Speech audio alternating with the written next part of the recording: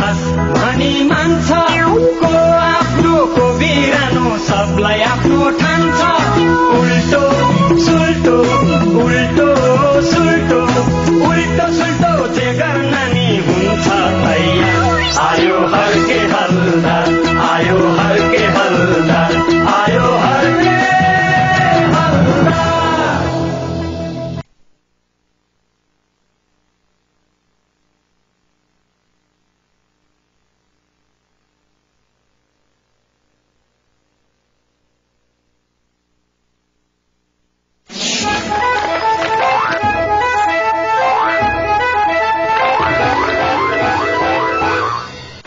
देउती ओ देउती किन बोल्दैन देउती ओ देउती भाइ कोही पनि छैन क्या सबजना ढिकुरा गयो क्या आफै ढिकुरा जानु पर्ने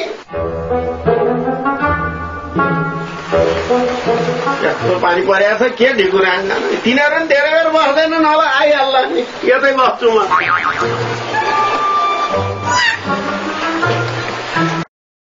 हेर यत्रो घर बनाए सम्झिले अहिले सम्हालिदिने मान्छे भए कुनै बेला हर्क्यान पास गरे भए म सम्हालिदिइहाल्दिनँ के हो यो मान्छे मरेर गयो भने हम्सले ठाउँ छोड्दैन भन्थे यतै वरिपरिको हम्स रहेछ म सुकुला छु सुकुला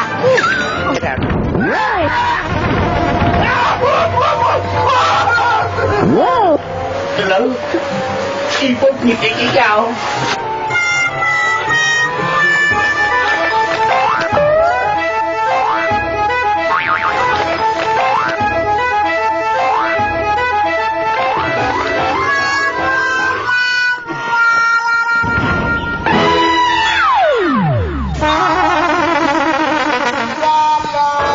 म स्वर्ग छु कि नर्ग छु सम्झिनु तपाईँ स्वर्ग जाँदा काहीँ पनि हुनुहुन्न तपाईँलाई मेरो हातका पिँढीमा आउनु त सम्झि तपाईँ मरे होइन होइन म मरा फेरि के सम्झिनु म कानुनको लागि मात्रै मरा बनेको कुरो अर्कै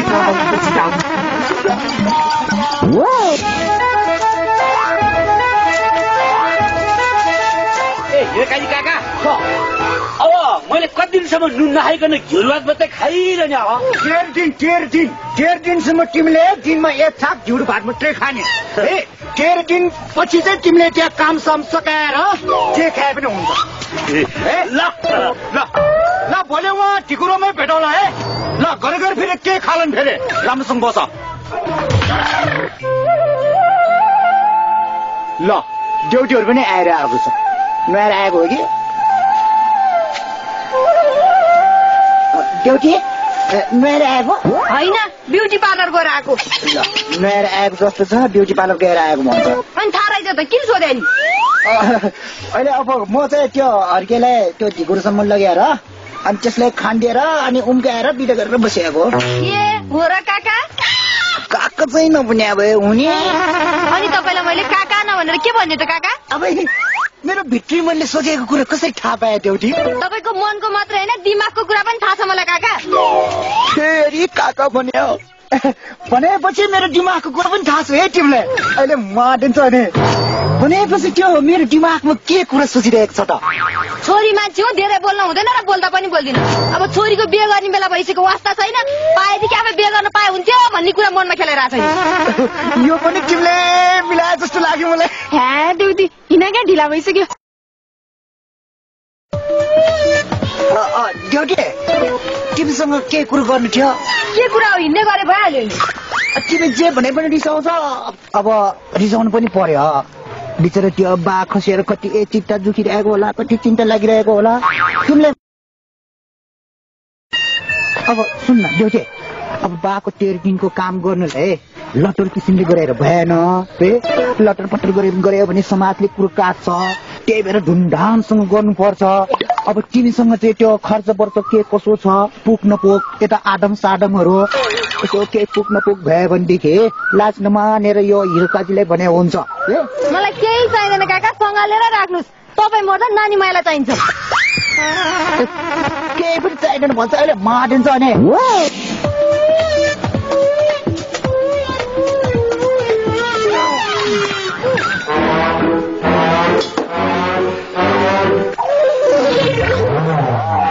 ए मोती दाई मेरो जिउ किन फटाफुटुक्क गल्या होला? यो बेलामा यस्तै हो कि अर्के अब नुन खान नपाएर यस्तो जिउ गलेको। मलाई नुन खाउँ भयो। नुन खानुहुन्न, तरकारी र दाल खानु हुन्छ त? नुन खानु हुँदैन भन्छु, अझ तरकारी खाने कुरा गर्छ। त्यसो भए दाल र अचार हुन्छ? त्यतिकै नुन हालेको केही पनि खानुहुन्न क्या? त्यसो भए मासु र भात खाउँ न त। देउती यो अर्केले हेरेर मासु भात त खान्छु भन्छ। हेर्नु सम्झी सबै कुरा त मैले बुझेँ, तर तपाईँले मर्या नाटक चाहिँ किन गर्नुभयो? अब सम्झी हजुरलाई अब के लुकाएर कुरा गर्नु? अब त्यो आफ्नो बाटुली छ बाटुली, त्यो बाटुलीको लोरी काटेर छ डाका, त्यसलाई सिधै केलाली मैले नाटक गरेँ। कस्तो लाग्यो हजुरलाई मेरो आइडिया? ए कुरा त्यसो पो। हेर्नु सम्झी तपाईँको घरको सन्मुखको साँचो तपाईँसित होला, अब तपाईँको जीवनको साँचो चाहिँ मेरो मुठीमा। मुठी भयो सम्झी हजुर, मैले यो कुरो चाहिँ आज बुझेँ। हेर्नुहोस् तपाईँ मर्नुभयो भनेर तपाईँलाई मारेको अभियोगमा गाजले माइलो अहिले जेलमा छ। त्यो त हुँदै पर्यो नि। अब तपाईँलाई कसैले देखेर उजुर बाजुर गरिदियो भने के हुन्छ थाहा छ? के हुन्छ थाहा छ? के हुन्छ सम्झी हजुर? गाजले माइलो जेलबाट बाहिर हुन्छ, तपाईँ जेलभित्र हुन्छ, तपाईँ जिन्दगीभर जेलमा सड्नुहुन्छ। सम्झी हजुर यो त खतरामा रहेछ सम्झी हजुर, यो कुरो त लाउन हजुर मलाई यो भवन सागरबाट कसरी उम्काइदिने हजुर, मलाई हजुरले यति बित्ती गरिदिनु पर्यो हजुर। ल है झम्के, बुढाको पैसा झार्ने मौका यही हो, जति सक्छ चार झम्के चार। अब यो सम्झी भनाउँदैले मसँग पैसा धुत्तो खुवायो त होला हो, त्यसको लागि कति पैसा खर्च गर्नुहुन्छ? पहिला मलाई यो भव सारबाट उम्काउने कसरी, यो चाहिँ मलाई सुनाउनु न सम्झिज्यू। यसको लागि मसित एउटा आइडिया छ। आइडिया? कस्तो आइडिया? छिटो भन्नु सम्झिज्यू, छिटो भन्नु। कुरो सुन्नुहोस्, अब म पुलिसलाई पैसा खुवाउँछु र गाजेलालाई जेलबाट बाहिर निकाल्छु र त्यहीँबाट विदेश पठाइदिन्छु। कस्तो लाग्यो आइडिया? सम्झी कसको? लाउरेको। सम्झिज्यू तपाईँ पैसा चिन्ता नगर्नुहोस्, पहिला यो काम फत्ते गर्नुहोस् है, जति पैसा लाए पनि म छु। भइहाल्छ। सम्झिज्यूलाई म त्यति धेरै पैसा कहाँ खर्च गराउँछु र? अब सकेसम्म त खर्च गराउँदिन है, खर्च लागिहाल्यो भने त्यही 1 लाख जति लाग्यो। माने सम्झिज्यू माने, मैले हजुरको कुरो माने। त्यसो गर्नुहोस्, अब एकैचोटि 1 लाख नभन्नुहोस् है। अब अहिले यो 50,000 रुपियाँको बाटो छ, यो लिनुहोस्, बाँकी पैसा म काम फत्ते भएपछि हजुरलाई 10,000 रुपियाँ म टक्राउँछु। तर एउटा कुरो सम्झिज्यू, कस्तो? सबैले तपाईँलाई मर्यो भने ठानिया छ। तपाईँ फुत्त बाहिर निस्किँदाखेरि कसैले देख्यो भने मेरो प्लान चौपट हुन्छ। त्यसैले यो काम लुकेरै बस्नुपर्छ। कति लुग्नु सम्झिज्यू, म त लुडा त म थाकिसकि सम्झिज्यू, म कहाँ लुग्नु अब? त्यसको चिन्ता नगर्नुहोस्, म लुकाउँछु तपाईँलाई।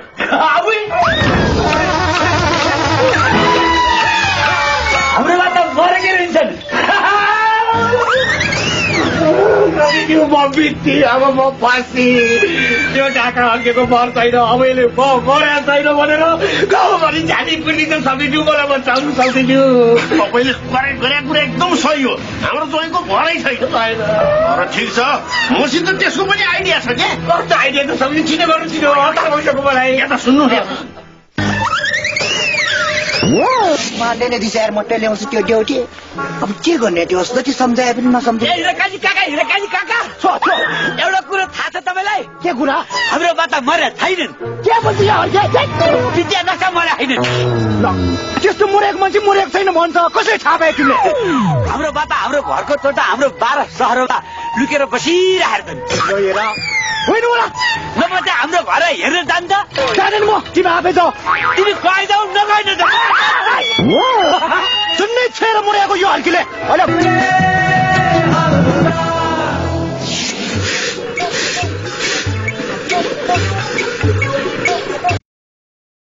यस्तो पानी पर्यो, अब छोरी गएर ढिकुरामा भात खान कति चाहिँ गाह्रो भयो होला त है।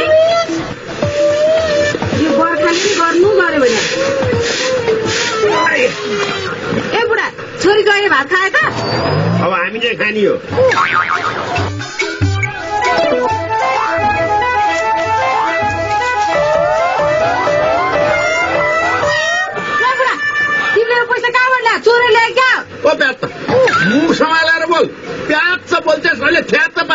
अनि झम्के चोर हो चोर जस्तो छ तेरो बुढो झम्केलाई टेन्डर पर्यो टेन्डर के यो टेन्डर भनेको चाहिँ तेरो ब्यात्त परे दिमागले बुझ्नु नि पर्यो नि ठेकेदार भइ म ठेक्का पर्यो क्या मलाई ठेक्का पर्यो रे बाटो बनाउने कि घर भत्काउने बाटो बनाउने पनि होइन घर भत्काउने पनि होइन शहीदको शालिग बनाउने ठेक्का पर्यो क्या मलाई तैँले यस्तो कुरा के बुझ्थी छोड्दे साथी अस्ति नै पैसा चाहियो भनेर कर्कर गर्थिस् कति चाहियो भन् अब चिज आइसक्यो 5,000 त चाहिहाल्छ नि 5,000 रे किन 5,000 पुग्दैन त्यसो भए 3500 चाहिन्छ मलाई 3500 रे हेर प्याटिया बुद्धि कुवाको भ्याएको त कुवामै हो भने यही हो 1,000 2,000 3,000 4,000 5,000 6,000 7,000 8,000 9,000 10,000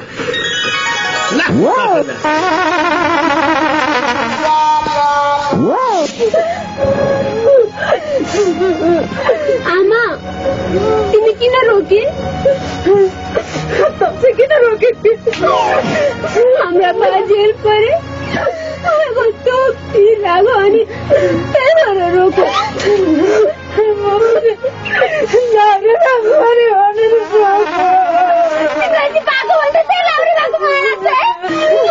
माया त दुईटाको लाग्छ नि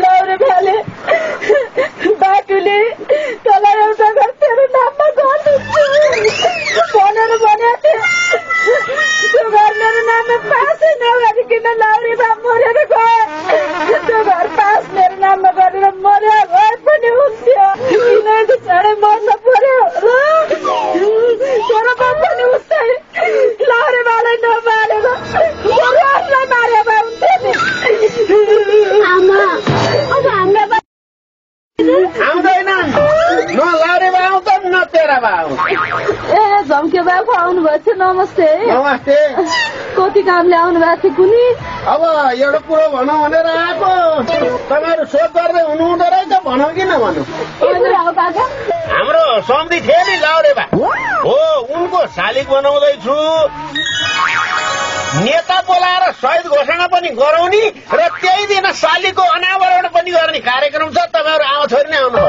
किन नआउने हजुर टाउकाले टेकेर नै आउँछु नि ल त्यति भनौँ भनेर आएको ए आशा त पनि आइज है अब मेरो गाउँभरि सबैलाई भन्दा हिँड्नु छ अलि हतार छ ल म चाहिँ ल है ल ल अब चाहिँ मलाई दिन काट्न सजिलो हुने भयो कसरी आमा अब कसरी हुनु नि दिनभरि गएर लाउरे बाको शालिग मुनि गएर बस्छु अब लाउरे बाको न्यास सोनी मेटी भनी काटिन्छ बिहान जुरुक्क उड्छु चिया खान्छु दौडेर जान्छु लाउरे बाको शालिग हेर्छु अब दिउँसो चाँडै भात खान्छु घर धन्दा गर्छु दौडेर जान्छु लाउरे बाको शालिग हेर्छु अब घाम पाउँछ दौडेर जान्छु लाउरे बाको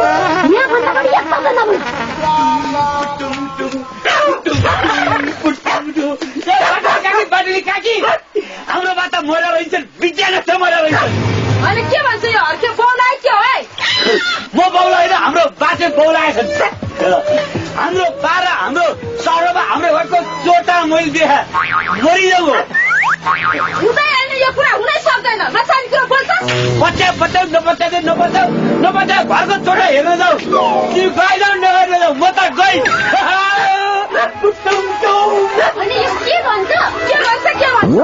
होइन खम्बे गाउँमा बसी बसी मर्दा पर्दा सबै काम लाग्छ भन्छन् मेरो त फुर्सद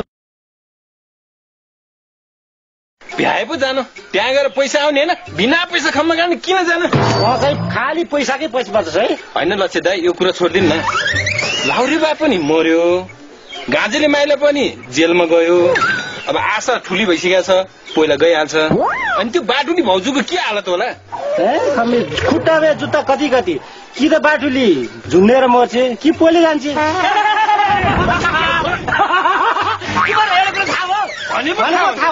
हाम्रो बाटो मरेर रहेछ नि